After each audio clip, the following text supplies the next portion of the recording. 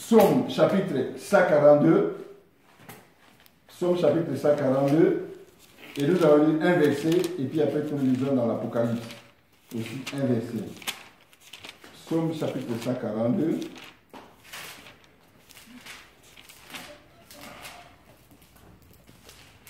Psaume chapitre 142. Je vais lire, on va lire dans le verset 8. Serge, tu peux lire, verset 8.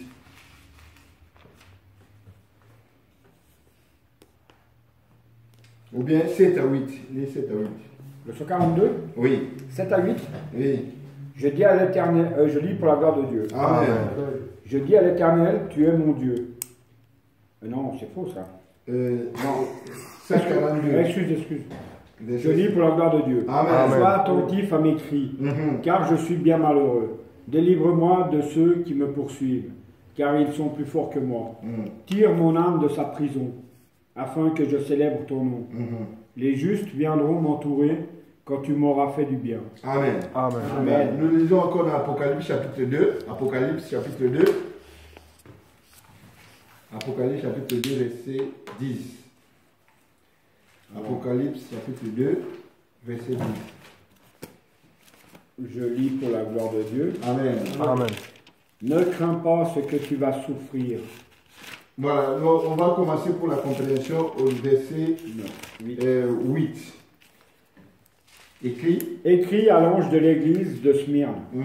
Voici ce que dit le premier et le dernier, celui qui était mort et qui est revenu à la vie. Je connais tes œuvres, ta tribulation et ta pauvreté, bien que tu sois riche, et les calomnies de la part de ceux qui se disent juifs et ne le sont pas, mais qui sont une synagogue de Satan.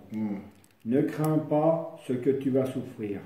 Voici le diable jettera quelques-uns de vous en prison, afin que vous soyez éprouvés, et vous aurez une tribulation de 10 jours.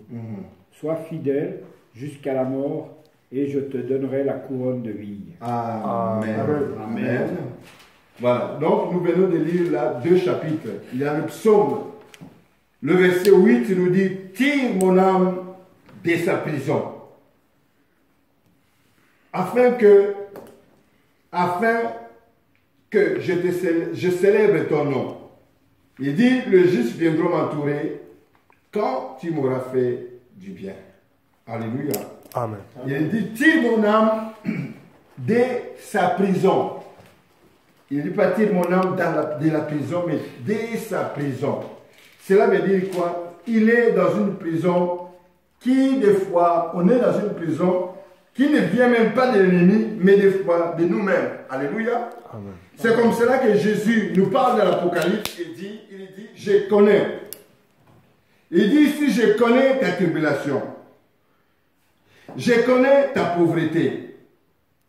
Je connais ton nom. Dieu nous connaît tous ici. Il nous connaît par nos noms. Alléluia. Il sait où tu habites, Serge. Il sait que toi, tu habites ici en haut. Il connaît ta vie. Il connaît ton frère aussi. Alléluia. Amen. Ta situation aussi que tu vis, Dieu le connaît. Il sait ce qui viendra demain dans ta vie. Il connaît ton passé, ton présent et ton futur. Alléluia. Et il connaît aussi, il dit, quelles difficultés que tu as aujourd'hui, Dieu le connaît. Il dit ici, il connaît aussi même ta pauvreté. Il dit, bien que tu sois riche. Amen. Donc, Dieu dit que tu es riche, toi. Il sait ce qui se passe maintenant. Il dit que ta pauvreté, soit disant que tu es pauvre aujourd'hui, dans ce monde ici, bien que tu sois riche. Amen. Amen. Donc, on est des riches, mais on vit comme des pauvres, des fois. Si nous ne faisons pas attention, l'ignorance peut nous rendre pauvres. Peut-être Dieu a prévu des choses pour nous dans notre vie, mais tellement on est ignorant, tellement on reste dans notre prison, comme David a dit, délivre-moi de ma prison, afin que je te célèbre. Un prisonnier ne peut pas célébrer Dieu. Alléluia. Amen. Un prisonnier ne peut rien faire. Vous savez, lorsqu'on est dans une prison, des gens qui sont à Chandon là-bas, ici maintenant en Europe, il y a des télévisions. Ils peuvent savoir à peu près qu'est-ce qui se passe en dehors de la prison. Va une fois dans une prison aux États-Unis où il n'y a pas de télé. Tu ne sais même pas. Tu sors là-bas au bout de 5 ans, tu es perdu. Ouais, t'es perdu. Ah oui. Tu sors, tu es là. Ah oui, tu connais plus rien. Tu connais plus rien, tu connais plus personne. Tout est changé. Tout est changé, les gens ont déménagé. Il y a même des villes que tu habitais, tu arrives là-bas. Ça n'existe plus. Ça n'existe plus. Ouais. Il n'y a plus de gens là-bas parce que la ville est détruite, parce qu'il n'y a plus rien, il n'y a plus de travail, tout le monde est parti. Et tu ne sais même pas quel bus tu dois prendre, tes parents, ils sont déjà déménagés, je ne sais pas où. Tu es troublé. Voilà. Tu es perdu. Donc un prisonnier, quelqu'un qui est en prison, ne sait rien, il est ignorant. Ce qui se passe dehors, il ne peut pas savoir. Parce qu'il est dans une prison. Alléluia. Il dit ici bien que tu sois riche. Mais tu vis comme un pauvre. Il dit, il connaît aussi les gens qui te calomnient. Et les calomnies de la part de ceux qui disent juifs, mais ne le sont pas. Mais ce sont une synagogue de Satan. Des gens qui te veulent du mal. Des gens qui te critiquent. Des gens où peut-être aussi ils disent des choses contre toi, de mauvais propos. Et Dieu dit au verset 10, ne crains pas de ce que tu vas souffrir. Alléluia. Dieu nous dit ce soir, ne crains pas. Alléluia. Qui craint encore aujourd'hui? Qui craint ici parmi nous? Dieu te dit, ne crains pas de ce que tu dois souffrir. Alléluia. Alléluia. Il sait que tu dois passer des temps durs. Peut-être tu as déjà en train de passer des temps durs. Mais Dieu te dit ce soir, ne crains pas. Amen. Alléluia. Alléluia. Donc la parole de Dieu, bien-aimés, nous devons réaliser que ce n'est pas des conseils, mais c'est la vie. Alléluia. Alléluia. Donc lorsque Dieu parle, sa parole n'est pas des conseils que, comme un ami te conseille, Nicolas, il ne faut pas craindre, Nicolas, qu'au bar la tête, comme on dit chez nous, quelqu'un veut te conseiller, il n'y a pas de problème, tu verras. Ça, c'est le conseil des hommes. Amen. Amen. Mais là, c'est quand Dieu te parle, c'est la vie, c'est différent. Donc l'homme peut te parler, mais juste peut-être pour te calmer, c'est pour te dire quelque chose, pour te consoler. Mais ici, c'est la parole de Dieu, donc c'est différent. Ici, il y a la vie dans cette parole. Il dit, ne crains pas. Ne crains pas de ce que tu vas souffrir. Il dit, voici le diable jettera quelques-uns de vous en prison. Voilà. Les techniques, le diable, c'est toujours mettre les gens en prison. Il y a quelqu'un qui nous a dit là, c'était qui? Il y a une personne qui nous a dit, il avait des problèmes avec une autre personne. Et cette personne-là, il s'est mis en prison lui-même parce qu'il est allé, il a dit des choses ici, il a dit des choses là-bas, il a dit des choses. Il a tellement menti qu'après, ces choses sont retournées contre lui. Et puis, maintenant, qu'est-ce qu'il fait? Comme solution qu'il a trouvée, maintenant, il ne sort plus, les chez lui, il ne sort plus. Il se cache. Il s'est mis dans une prison. Il s'est mis dans une prison. Il sort juste pour acheter quelque chose. Pas, il rentre chez lui. Parce qu'il a honte. Mais là, il s'est mis dans une prison. Et le diable aime comme ça, il les bloque encore davantage. Tu vois? Des fois, on se met dans une prison de nous-mêmes. Parce que dit, moi, je ne changerai pas. Moi, je ne ferai pas ceci. Moi, non. Et puis, en fait, tu te fermes et le diable vient dehors, il te met encore le cadenas, tu vois. Toi, tu te fermes dans ta maison avec une clé. Lui, dehors, il met une cadenas. On dit cadenas. Et là, maintenant, ça devient encore un grand problème. Hein? Ça devient grand. Parce qu'on est déjà enfermé et puis l'autre, il profite de ça, il va mettre encore une cadenas dehors. Et puis après, on est resté bloqué. Donc c'est pour ça que nous devons réaliser, bien aimés, que Jésus nous a dit que le diable va mettre quelques-uns dans une prison. L'ennemi fait que ça. L'ennemi sait qu'il met les gens dans des prisons. L'ennemi cherche toujours des gens qui aujourd'hui encore vivent dans l'ignorance. Des gens qui aujourd'hui encore, ils vont chercher, bon j'ai vu quelqu'un la dernière fois, là, il y a un jour, non c'était samedi. Et lui il a eu des problèmes et de quelques soucis et tout de suite il est allé voir les marabouts. Tu vois? Donc là il s'est allé, il a ouvert la porte pour se mettre en prison lui-même. Tu vois? Parce qu'il va voir l'autre là, l'autre va essayer de le bloquer. Parce qu'il a trouvé un client. Il va le mettre dans une prison. Il ne faut pas qu'il avance trop parce que sinon il perd un client. Voilà, c'est ça. Il ne faut pas le lâcher. Tu viens comme ça le voir, au début il va te demander rien, peut-être 50 francs.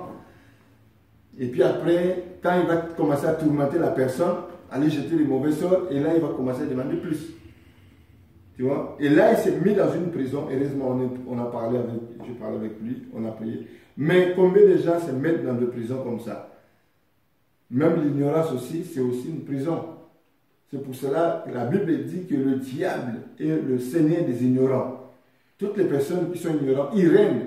Mais les gens qui sont éclairés, comme la Bible dit, vous connaissez la vérité vous affranchira. Donc, ils sont affranchis du maçon, du diable. Affranchissement, là, cela veut dire, il sort de la prison de l'ignorance. Amen. Amen. Lorsqu'on est ignorant, on est dans une prison parce qu'on ne connaît pas, on est enfermé quelque part. On reste de ce que nous pensons dans notre esprit, dans nos pensées. Tout ce qui est en dehors de nos pensées, c'est faux. Tout ce qui est en nous, on dit que c'est vrai. C'est ça la prison aussi. Tout ce que nous pensons, on dit que c'est vrai. C'est subjectif. Hein? Chaque personne, en fait, a une mission différente. Bah oui, mais parce que chaque personne est bloquée. Oui. On est bloqué. Ouais. On est bloqué dans un petit... ça dépend. Il y en a qui sont plus... les cartons sont plus gros que les autres. Il y a d'autres, les cartons sont petits. Il y en a d'autres, les cartons sont petits comme des allumettes. Il y en a d'autres de petits, un peu plus gros, les cartons. Voilà. Il y en a qui sont un peu plus gros. Il y en a qui sont intellectuels, qui sont beaucoup étudiés. Qui sont un peu plus gros parce qu'ils ont l'intelligence aussi. Mais en fait, en réalité, on est tous bloqués quelque part. Parce que celui qui est plus intelligent, il va dire que moi je suis plus intelligent que l'autre. Tu vois? Même si l'autre lui donne les conseils, il ne va pas écouter. Ouais. C'est ce que la Bible dit que il y avait une ville là-bas. Il y a un pauvre qui était dans cette ville-là. Il a sauvé cette ville-là, malgré qu'il était pauvre. Mais personne n'a fait cas de lui parce qu'il était pauvre. C'est pour ça que la Bible dit que, il dit quoi dans le livre d'Ecclésiaste, il dit que la sagesse du pauvre est méprisée. Donc personne n'a fait cas de lui parce qu'il était pauvre. Donc c'est comme cela, il y a un pauvre qui peut venir ici, il peut nous parler, mais en réalité si on regarde la personne, il n'est pas pauvre comme Jésus avait dit. Dans l'Ecclésiaste, Ecclésiaste chapitre c'est où? Ecclésiaste chapitre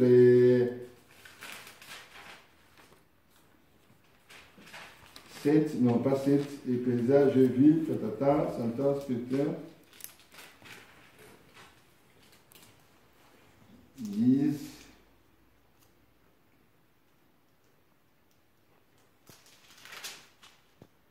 Ecclésiaste chapitre, je pense que c'est chapitre 3, attends.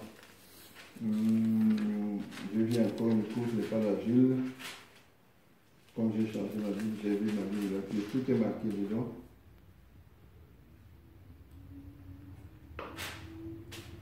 Ecclésiaste chapitre combien? Non. Hein? T'as trouvé? Non. Il parle d'une ville là, il y a un roi. Attends, je vais le trouver vite là. Ecclésiaste chapitre 8, 9.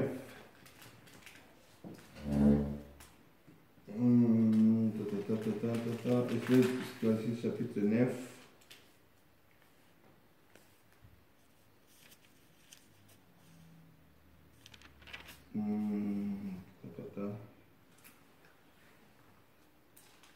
Ecclésiaste 9, 16. Voilà, il est à partir du verset, c'est là, voilà, il est à partir du verset 13. Il est dit, j'ai aussi vu sous le soleil ces traits d'une sagesse qui m'est parue grande. Il y avait une petite ville avec peu d'hommes dans son sein, une petite ville. Dedans, il n'y avait pas beaucoup de gens. Un roi puissant marchant sur elle l'investit et éleva contre elle des grands forts. Il se trouvait un homme pauvre et sage, qui sauva la vie par sa sagesse, et personne ne laisse souvenir de cet homme pauvre. Voilà vous, voyez-vous. Mais cet homme n'est pas pauvre. Cet homme, la Bible fait référence à Jésus. Jésus qui était riche, il s'est fait pauvre. Amen. Jésus, il était sur la terre, il s'est fait pauvre, personne ne se souvient de Jésus-Christ. Il est dit que, au verset 6, il dit, j'ai dit, la sagesse vaut mieux que la force. Cependant, la sagesse du pauvre est méprisée et ses paroles ne sont pas écoutées. Voilà, c'est ça. Donc, ces pauvres-là, comme la Bible dit, ils n'étaient pas pauvres. Comme on a dit ici, on veut les lire ici dans l'Apocalypse. Bien que tu sois pauvre aux yeux des hommes, Jésus voulait te parler. Mais tu n'es pas pauvre. Amen. Amen. Tu n'es pas pauvre. C'est comme cela que des fois, on parle des choses aux gens, ils nous méprisent. Et si vous n'écoutez pas la parole de Dieu, comme il a dit la sagesse là, vaut mieux que la sagesse que des gens forts. Parce que la sagesse peut délivrer quelqu'un. Il est dit ici, les clés points, quelques-uns en prison, afin que vous soyez éprouvés. Voilà. Afin que vous soyez éprouvés. Et vous aurez la tribulation des 10 jours. 10 jours, vous savez, devant Dieu, 10 jours, c'est rien. 10 jours, on a dit que dans le livre de Pierre, il dit un jour sont, 1000 ans sont comme un jour devant Dieu. Donc 10 jours devant Dieu, c'est pas 10 jours comme ça, mais c'est rien devant Dieu. Il dit, et vous aurez des tribulations de 10 jours. Sois fidèle jusqu'à la mort, et je te donnerai la couronne de vie. Amen. Amen. Donc Dieu nous prévient déjà que nous aurons la tribulation. Il y a des choses difficiles, mais il nous dit aussi d'être fidèles. Amen. Amen. Amen. Et il nous a promis, il dit, je suis avec vous jusqu'à la fin du monde. Nous devons réaliser, bien aimés, que la tribulation ne viendra pas sur nous, mais la tribulation viendra dans le monde entier pour éprouver les êtres humains. Mais nous sommes avertis. Donc cette parole, ça concerne nous, tout d'abord. Cette parole, c'est pour nous. Et il y a beaucoup de gens aussi encore aujourd'hui, même les chrétiens, ils lisent cette parole, mais ils disent que cette parole-là, ça ne leur concerne pas. Pourquoi parce que ça ne leur concerne pas? Lorsqu'il y a des difficultés, lorsqu'il y a des tribulations, il ne vient plus à l'église, il abandonne. Ils croient qu'ils peuvent trouver la solution d'eux-mêmes. C'est le Seigneur qui trouve la solution. Mais il y en a qui il dit que ça ne sert à rien. Parce qu'ils prient, il n'y a pas de changement. Et pourtant, le Seigneur nous a promis qu'il y aura des tribulations. Tu vois? Ces tribulations-là, il nous parle à nous. Il ne parle pas aux gens qui viennent par l'église. C'est tout d'abord à nous. Parce que la parole là, c'est tout d'abord nous. Amen. Amen. C'est tout d'abord nous, ce n'est pas les gens qui sont dehors. Dieu nous avertit, il nous prévient. C'est comme ça la parole de Dieu, c'est l'Apocalypse. Il y a une partie des choses qui sont déjà passées, il y a une partie des choses qui sont en train de s'accomplir, il y a des choses qui vont arriver bientôt. Donc, c'est comme ça nous sommes avertis. Néanmoins, nous sommes déjà avertis. Des tribulations qui vont arriver, nous sommes avertis. Cela veut dire que l'homme qui est averti en vaut deux, parce que nous pouvons déjà nous préparer. Amen. Amen. Amen. Nous pouvons nous préparer parce que nous savons que lorsque Dieu nous a promis quelque chose, il nous a promis d'être avec nous. Il nous a promis d'être fidèles jusqu'à la mort. Il nous a promis, il nous donnera la couronne de vie. La couronne de vie que beaucoup de gens cherchent encore aujourd'hui. Mais Dieu nous dit qu'il va nous donner cela gratuitement. Amen. Amen.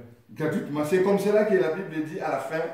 Jésus nous dit ici, à la fin il dit que celui qui a des oreilles entende ce que l'Esprit dit aux églises. Il dit à celui qui vaincra n'aura pas à souffrir la seconde mort. Amen. Amen. Et nous devons réaliser, bien aimé, que cette parole